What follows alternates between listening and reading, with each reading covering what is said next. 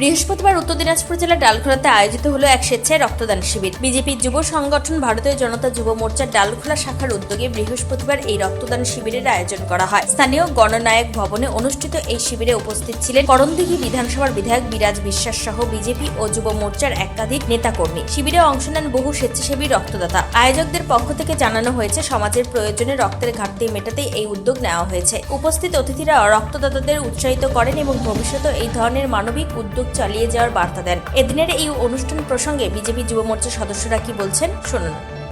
আমরা কয়েকদিন হলো বাংলায় ক্ষমতায় এসেছি। তৃণমূল যা দুর্নীতি করছে এটা সকল বাংলার বাসী জানে, সকল সাধারণ জনগণও জানে বিষয়টা।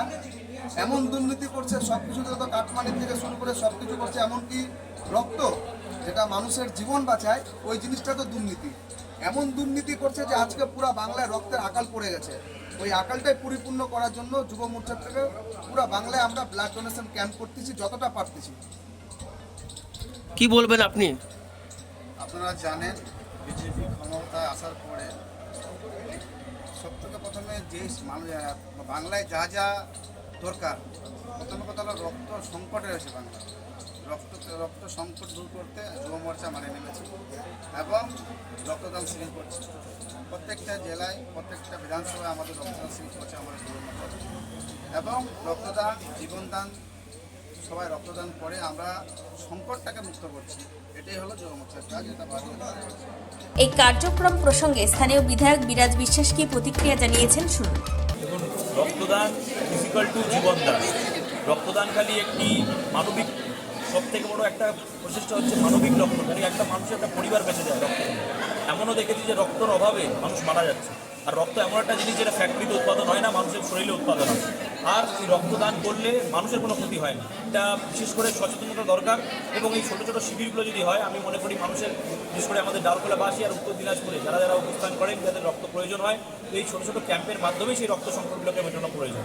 আর আমাদের দিনাজপুরে, আমি এখানে আমাদের উপস্থিত রয়েছেন সন্তোষ দা, যিনি তার মাধ্যমে যিনি দীর্ঘদিন ধরে রক্তদান দিয়েছেন, তিনি রেকর্ডও বানিয়েছেন গোটা পশ্চিমবাংলায় রক্তদান দিয়ে। তার 60 বছর বয়সে তিনি রক্ত দিচ্ছেন এখন।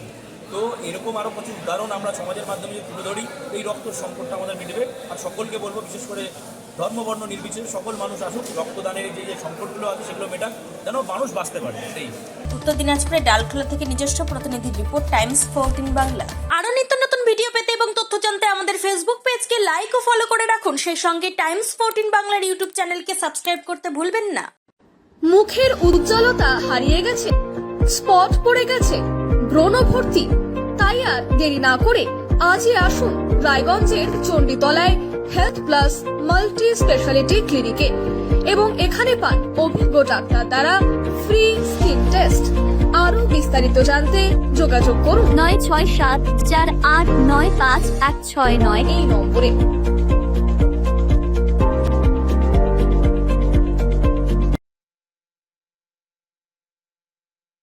আজ তোমার বিয়ে সাজলো নতুন সাজে।